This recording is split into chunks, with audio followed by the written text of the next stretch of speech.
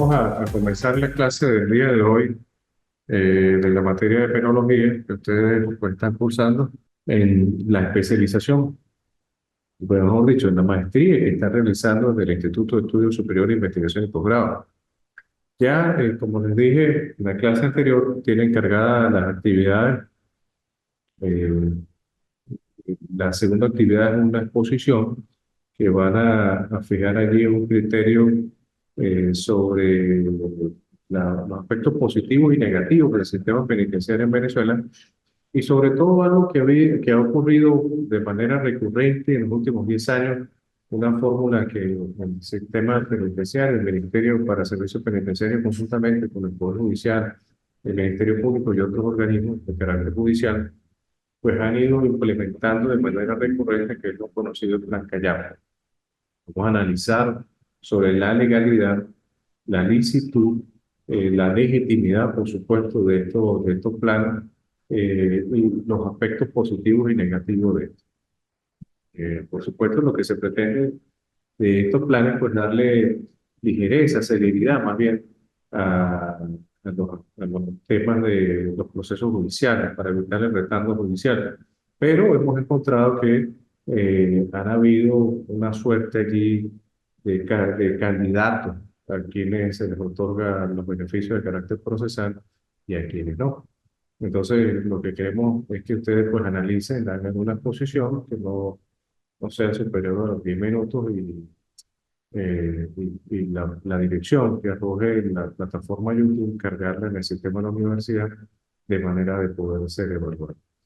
Dándole continuidad a las clases de penología, nosotros veíamos en la clase anterior que el padre de esta ciencia de origen alemán, Francis Leiber, por allá en 1860, 1870, cuando estudiaba los aspectos de criminología, separó de esta ciencia la penología para darle un tratamiento autónomo a la criminología, a la criminalística, a la sociología criminal y a la demás ciencia que se encargan de estudiar el delito y los protagonistas del delito. Hablemos de el autor, hablemos del sujeto activo del delito y por supuesto de la víctima. Decíamos nosotros en la clase anterior, cuando convergen el sujeto activo del delito, lo que se conoce el estudio, mejor dicho, del intercrimen, cuando se estudia el camino que recorre el autor de un delito en sus diferentes fases.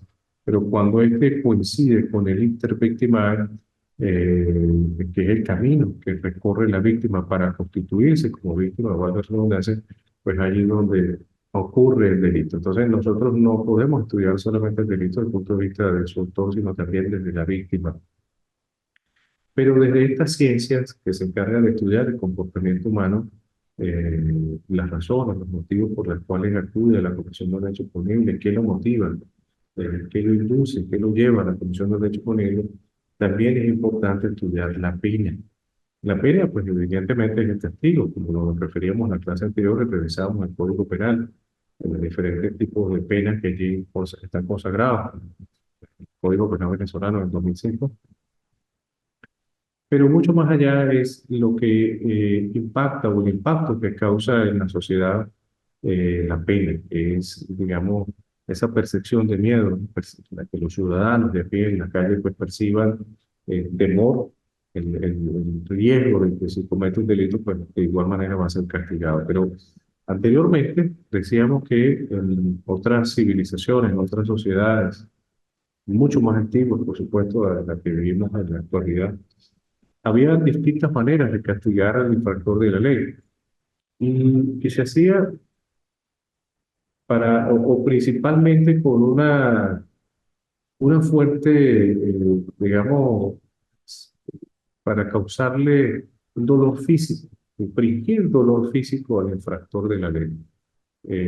Podemos citar como ejemplo el toro de Falaris, era una figura metalizada allí, de la forma de un toro, donde debajo de él se colocaba una hoguera a altas temperaturas, un fuego a altas temperaturas, y dentro de esta figura de un toro de metal, allí se colocaba a los que habían cometido un delito.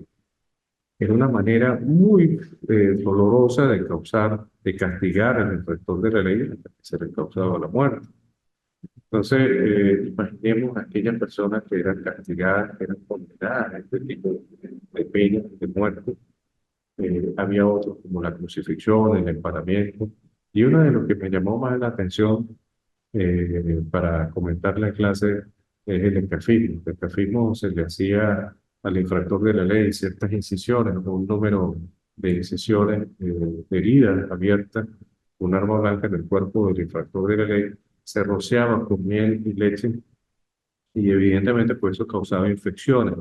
Y esas infecciones, los animalitos que allí se formaban producto de esa infección, es lo que le terminaba causándole la muerte a esta persona. Entonces, vemos cómo en la antigüedad la manera como se castigaba al delincuente, al infractor de la ley, pues principalmente se hacía para causarle un gran dolor físico y evidentemente pues esto venía, se proyectaba a los demás conciudadanos para que estos pues, evitar que cometieran nuevos delitos. Ocurre con mucha particularidad en el presente, con mucha similitud en el presente, y tomamos en cuenta es la pena, ¿no? En Venezuela la pena máxima es de 30 años para los delitos más graves, especialmente aquellos que atentan contra el Estado y por supuesto contra las personas. Hablamos del homicidio, el tráfico de drogas, por supuesto también recordemos que el tráfico de drogas es considerado un delito de lesa humanidad y es imprescriptible por normas constitucionales. Pero si nosotros revisamos el ordenamiento jurídico en Venezuela, siendo objetivos, nosotros no podemos precisar ni en la Ley Orgánica de Drogas, que entró en vigencia en el 2011, 2012, así como también en la Constitución Nacional, no se precisa allí de manera expresa, de manera literal allí, que el tráfico de drogas sea un delito de lesa humanidad. Lo que sí es cierto es que hay una jurisprudencia de la Sala de Casación Penal que refiere de que los delitos de tráfico de drogas pues, atentan contra la salud de los ciudadanos, del pueblo, por decirlo de alguna manera.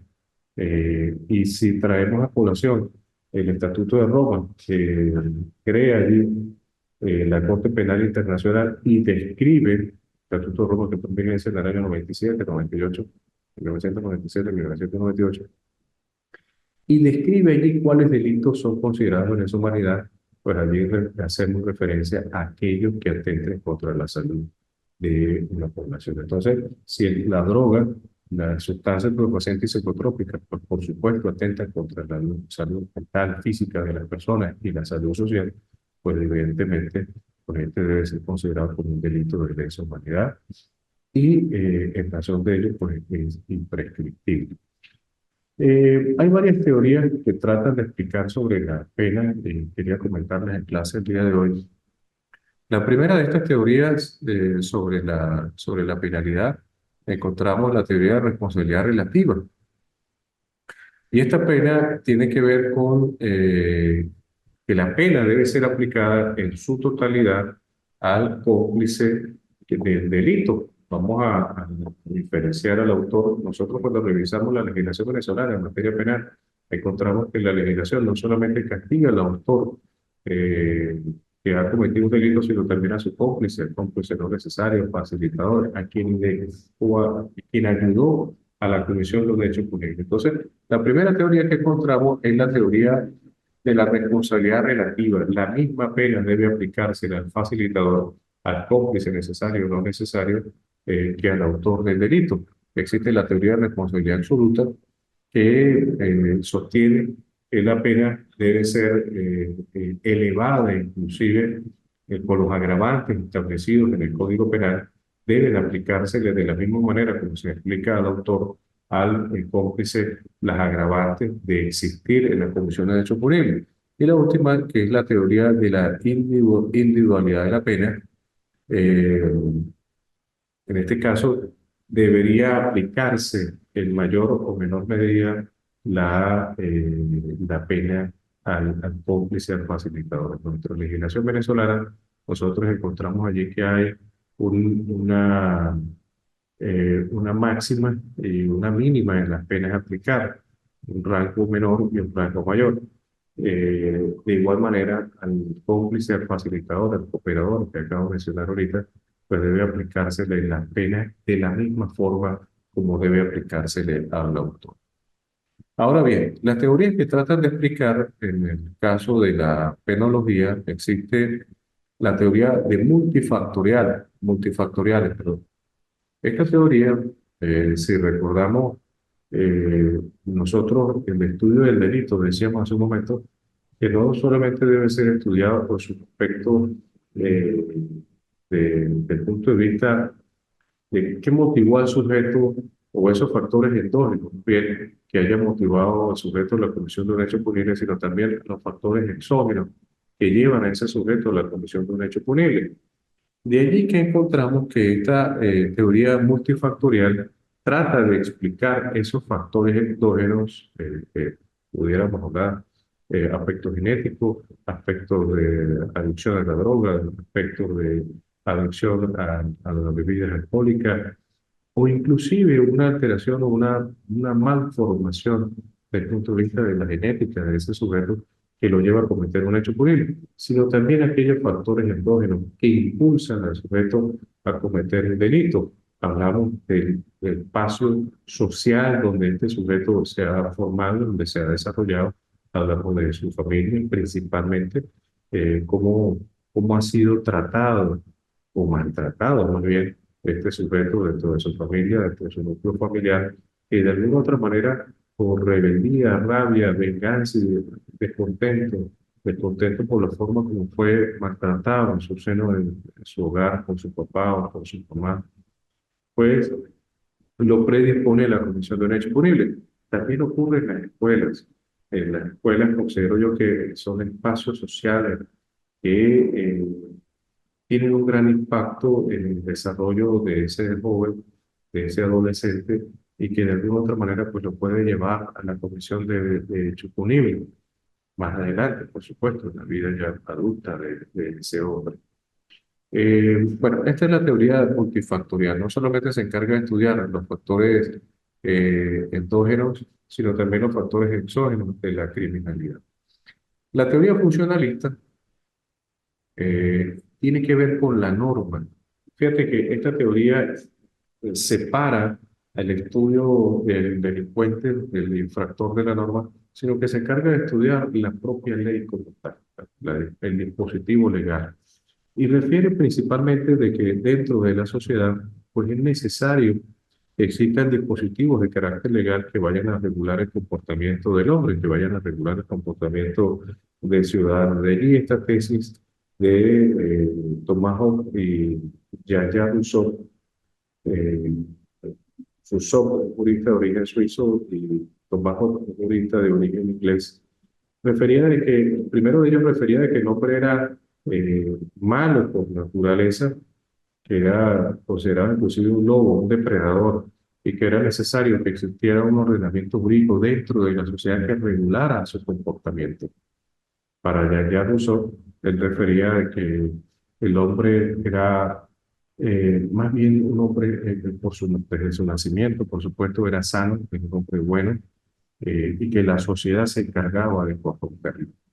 Jean-Paul Sartre, más adelante, siglo pasado, explicando la teoría de existencialista, refería principalmente que era la decisión del hombre lo que lo llevaba a la comisión de un hecho punible. Entonces, eso nos da una teoría ecléctica.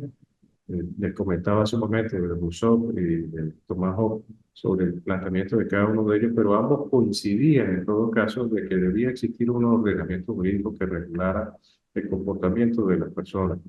Para uno, como le dije, el hombre era malo, pero se necesitaba ese ordenamiento jurídico para controlarlo. El precursor prefería de que un hombre era sano por naturaleza, nacía siendo bueno, y que la propia sociedad se encargaba de corromperlo. De ser así, o mejor dicho, y por lo tanto era necesario o es necesario el ordenamiento jurídico, y ahí es donde entra esta teoría funcionalista, la función, la funcionalidad del ordenamiento jurídico dentro de un Estado. Pero Sartre va más allá. Sartre planteaba la tesis de que, si bien es cierto, ambas teorías pues, coincidían en algún punto, sobre todo de Rousseau cuando hablaba del contrato social. Yo renuncio a ciertas garantías para obtener otras, especialmente la protección de mis derechos, la vida, la libertad, el Estado, o yo le cedo más bien al Estado la oportunidad que gobierne en un espacio geográfico y un conglomerado de personas, pero con la obligación de darle satisfacción a ciertas necesidades importantes dentro de esa sociedad. Hablamos principalmente de salud, de seguridad y de educación, que algunos hablan que son los pilares fundamentales dentro de la sociedad. Pero esa teoría existencialista está marcada principalmente, como lo refiere Sartre, por la toma de decisiones, que tiene que ver con el raciocinio humano, tiene que ver con el libre albedrío, con la posibilidad y la discreción, por supuesto, a la hora de dar ese paso para la comisión de hechos punibles, sobre todo en aquellos delitos que causan un gran impacto entre la sociedad. Hablamos de secuestro, de la extorsión, de la violación, sobre todo cuando se trata de niños, niñas, adolescentes, ¿no? Entonces, esa toma de decisiones, de alguna u otra manera, pues es lo que nos pone a nosotros dentro del margen de los dispositivos legales y por consiguiente la imposición de una sanción, la imposición de una pena con la característica como principal característica, mejor dicho, del ordenamiento jurídico venezolano que tiene que ver con la proporcionalidad. La proporcionalidad del delito va a depender de la pena aplicada. Recordemos que nuestro Código Penal, el artículo 80, 85, refiere allí sobre las atenuantes y las agravantes, dependiendo de la acción que haya cometido el sujeto, pues va a llevar que se aplique la pena más alta o que se aplique la menor el límite menor de la pena aplicada. Dependerá también del comportamiento de los antecedentes, mejor dicho, la conducta predelictual de ese sujeto, lo que va a permitir si se aplica o no la pena en su totalidad, en la cuantía más alta. Esta es la teoría funcionalista. Hay una teoría también que quiero comentar ahorita en clase, la teoría de anomia de Emile Durkheim, una teoría que resulta interesante dentro, sobre todo en nuestra sociedad latinoamericana, donde encontramos allí, eh, digamos, cierta apatía, sobre todo en los funcionarios policiales, los funcionarios de seguridad. Le repito, ocurre en toda Latinoamérica, especialmente. Nosotros encontramos que existe cierta apatía en la aplicación de la norma. La ausencia de los dispositivos legales permite de que haya una anarquía dentro de la sociedad. Emile Durkheim afirmaba que uno de los principales problemas de la criminalidad dentro de la sociedad tiene que ver principalmente con esa anarquía, con ese desorden que hay dentro de la sociedad, y él la llamó teoría de la norma. La ausencia de esos dispositivos legales o la apatía que existe por parte de los funcionarios policiales en la aplicación de las normas existentes. Eso conlleva a que evidentemente pues encontremos allí una sociedad eh, expuesta eh, siempre a un riesgo inminente a que exista la comisión de hechos punibles, sobre todo en los sectores populares, ¿no? No vamos a discriminar ni establecer distancia de un sector social a otro, pero sobre todo en los sectores populares, empezando, hemos visto, coincidimos, ustedes muchachos que están viendo la clase, coincidimos como en otros sectores vemos como el uso del alcohol, el uso de sustancias estupefacientes, eh, desde el uso del volumen alto de los equipos de sonido, de sus vehículos, pues crea un desorden social. Eso va acompañado, por supuesto, a la carencia y a la ausencia del control policial y que se traduce o el motivo principal de esta situación es la ausencia de un sistema educativo sólido dentro de ese espacio. No quiero decir que no, en las sociedades donde existe una mejor condición desde el punto de vista económico no ocurre. Por supuesto que también hay situaciones similares, pero creo yo que el tema de los sectores populares debe abordarse, sobre todo el sistema educativo. Al dársele una educación sólida, al brindársele una educación que sea constante, donde se le permita al niño, al joven, acceder a las escuelas para que sean educados, formados, inclusive al adulto, al joven, que terminen su bachillerato, su escolaridad, que tengan facilidad, sobre todo para el ingreso a las universidades, yo creo que va a permitir que tengamos una mejor sociedad. Esa es la teoría de Emil Durkheim de anomia. Otra de las teorías y que vemos con muy marcada, sobre todo en estos tiempos donde más de 7 millones de venezolanos han migrado, han salido del país, la diáspora venezolana pues ha causado un gran impacto dentro de las sociedades en Latinoamérica, y vemos cómo la teoría del conflicto cultural y la teoría del conflicto del poder están marcadas en esta sociedad. Allí nosotros encontramos, por ejemplo, ese choque multicultural que ocurre cuando nuestros conciudadanos han salido del territorio venezolano a ocupar un espacio geográfico en Colombia, Ecuador, Bolivia, Perú, Chile, Argentina, Uruguay, Paraguay, todos estos países de Sudamérica, que las oportunidades que se encuentran en esos espacios geográficos pues están limitadas. Pero existen muy pocas posibilidades desde el punto de vista laboral, desde el punto de vista económico, desde el punto de vista del acceso a la educación, como lo mencionábamos hace un momento, y por supuesto el acceso a los sistemas de salud, de seguridad social, pues es limitado. Entonces encontramos allí que hay un choque y se traduce a un rechazo xenofóbico que tiene un gran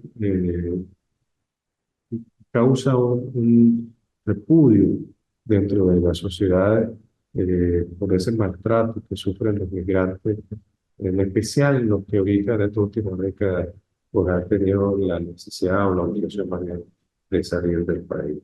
La escuela de Chicago, hay una teoría que trató de estudiar este tema por allá en 1930, eh, el por qué el comportamiento de la sociedad de esta forma.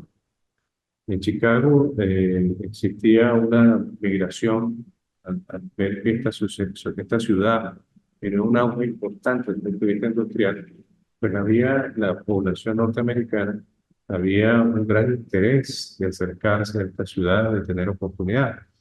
Pero como le dije hace un momento, si no hay un control de ese crecimiento poblacional respecto a las oportunidades que se tengan para cada uno de ellos, pues vamos a encontrar allí que se crea al borde de la ciudad, como lo refería en la teoría de la Escuela de Chicago, lo que llamaron marginalidad, que se produce allí al margen de la ciudad. Y vemos allí cómo esas necesidades de estos pueblos pues lleva a que participen de manera activa en la comisión de hechos políticos. Y llega allí entonces la necesidad del testigo de la pena para poder extirpar, sacar de allí a quien ha cometido un delito. Voy a dejar la clase de hoy hasta aquí, muchachos. Los que vengan diferidos, por favor, recuerden las actividades que ya están cargadas en el sistema. En el tercer módulo vamos a realizar un conversatorio aquí en la universidad sobre el sistema penitenciario en Venezuela y en Latinoamérica. Si tienen dudas, por favor, pueden comunicarse en el teléfono. Está cargado allí en la plataforma de la universidad, de manera de que podamos tener comunicación. Que tengan un feliz fin de semana.